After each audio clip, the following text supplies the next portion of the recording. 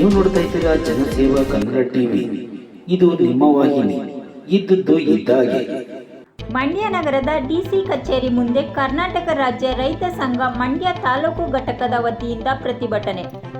Micro ಫೈನಾನ್ಸ್ನಿಂದ ಸಾರ್ವಜನಿಕರಿಗೆ ತೊಂದರೆಯಾಗುತ್ತಿರುವ ಬಗ್ಗೆ ಹಾಗೂ ರೈತರು 16ರಿಂದ 18 ತಿಂಗಳು ಕಬ್ಬು ಬೆಳೆದಿದ್ದರೂ ಸಹ ಅದನ್ನು ಕಟಾವು ಮಾಡಲು ಸದರಿ ಫ್ಯಾಕ್ಟರಿಯವರು ಸರಿಯಾದ ಸಮಯಕ್ಕೆ ಕಬ್ಬು ತೆಗೆದುಕೊಳ್ಳದೆ ಲೇಬರ್ ಪ್ರಾಬ್ಲಮ್ ಮತ್ತು ಯಂತ್ರೋಪಕರಣಗಳ ರಿಪೇರಿ ಎಂದು ಇಲ್ಲಸಲ್ಲದ ಸುಳ್ಳು ಮಾಹಿತಿ ನೀಡಿ ರೈತರಿಗೆ ತೊಂದರೆ ನೀಡುತ್ತಿರುವುದನ್ನು ಖಂಡಿಸಿ ಪ್ರತಿಭಟಿಸಿ ಜಿಲ್ಲಾಧಿಕಾರಿ ಡಾಕ್ಟರ್ ಕುಮಾರ್ ಅವರಿಗೆ ಮನವಿ ನೀಡಿದರು.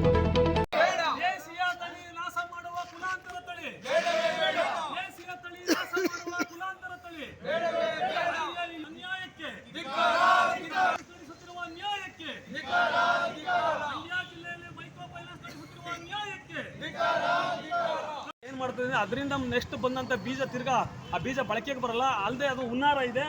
ಏನು ಆ ಕಂಪ್ನಿ ತಯಾರು ಮಾಡ್ತದೆ ಆ ಬೀಜವನ್ನು ಮತ್ತೆ ರೈತರು ಆ ಕಂಪ್ನಿ ಒಪ್ಪಿಗೆ ಇಲ್ಲದೆ ಬಳಸೋಂಗಿಲ್ಲ. ಕಾಯ್ದೆಗಳು ಬರ್ತದೆ. ಮುಂದಿನ ದಿನಗಳಲ್ಲಿ ಆ ಬೀಜ ಸಣ್ಣ ಬೀಜ ಅದು ನೆಕ್ಸ್ಟ್ ಆ ಬೀಜದಿಂದ ಬೀಜ ಪುನರುತ್ಪಾದನೆ ಆಗಲ್ಲ. ಅದಲ್ಲದೆ ಅದು ಭೂಮಿಲಿ ಯಥೇಚ್ಛವಾಗಿ ಪೌಷ್ಟಿಕಾಂಶವನ್ನು ಇರೋದ್ರಿಂದ ಅದು ಅವ್ರು ಏನು ಹೇಳ್ತಾರೆ ರಾಸಾಯನಿಕನ ಬಳಸಬೇಕಾಗಿಲ್ಲ, ಅದು ರೋಗ ನಿರೋಧಕ ಶಕ್ತಿ ಇರ್ತದೆ ಅದು ಅಂತ ಹೇಳ್ತಾರೆ. ಏನಾರ ಒಂದು ವೇಳೆ ಆ ಬೆಳೆಗೆ ಬೀಳ್ತಕ್ಕಂಥ ಕೀಟ ರೋಗ ನಿರೋಧಕ ಶಕ್ತಿಯನ್ನು ಬೆಳೆಸ್ಕೊಂಡು ಆ ಬೆಳೆಯನ್ನು ತಿನ್ನೋಕ್ಕೆ ಪ್ರಾರಂಭ ಆಯಿತು ಅಂತಂದರೆ ಈ ಭೂಮಿ ಮೇಲೆ ಏನು ಕಂಡುಹಿಡಿದವ್ರೆ ಅವರು ರಾಸಾಯನಿಕ ಕೀಟನಾಶಕಗಳನ್ನ ಅದು ಯಾವ ಸಿಂಪಡಿಸೋದು ಹೋಗಲ್ಲ. ಇಡೀ ಸರ್ವನಾಶ. ಇದಕ್ಕೆ ಉದಾಹರಣೆ ಏನಂದರೆ ಈ 5-6 ವರ್ಷದಿಂದ ಅಡ್ವಾಂಟ ಅಂದ್ಬಿಟ್ಟು ಒಂದು ಬಿತ್ತನೆ ಬೀಜನ ಭತ್ತದ ಬೀಜನ ಎಲ್ಲ ಕಡೆ ಹಂಚಿದ್ರು. ಅದು ರೋಗಕ್ಕೆ ತುತ್ತಾಯಿತು.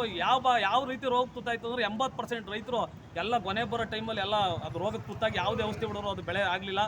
ಹಾಗಾಗಿ ದೇಶದ ಈ ಭೂಮಿ, ನೆಲ, ಜಲ, ಆಹಾರ ವಿಷಮುಕ್ತ ಆಗುವಂಥ ಈ ಕುಲಾಂತರ ತಳಿ ನಮ್ಮ ದೇಶಕ್ಕೆ ಬೇಡವೇ ಬೇಡ. ಈ ನಮ್ಮ ಕರ್ನಾಟಕ ರಾಜ್ಯವನ್ನು ರಾಜ್ಯ ಸರ್ಕಾರ ಕೇಂದ್ರ ಸರ್ಕಾರ ಕುಲಾಂತರ ತಳಿ ಮುಕ್ತ ಪ್ರದೇಶ ಅಂತ ಘೋಷಣೆ ಮಾಡಬೇಕು. ಅಲ್ಲಿ ತನಕ ಕರ್ನಾಟಕ ರಾಜ್ಯ ರೈತ ಸಂಘ ಯಾವುದೇ ಕಾರಣಕ್ಕೂ ಬಿಡಲ್ಲ. ಅಲ್ಲದೆ ಈಗ ಸ್ಥಳೀಯವಾಗಿ ನಮ್ಮ ಮಂಡ್ಯದಲ್ಲಿ ಏನಾಗಿದೆ ಅಂದರೆ ಮೈಕ್ರೋ ಫೈನಾನ್ಸ್ ಕಂಪ್ನಿಗಳು ಅವಳಿ ಹೆಚ್ಚಾಗ್ಬಿಟ್ಟಿದೆ. 800ಕ್ಕೂ ಹೆಚ್ಚು ಮೈಕ್ರೋ ಫೈನಾನ್ಸ್ ಕಂಪ್ನಿಗಳು ಸಕ್ರಿಯ ಆಗವೆ.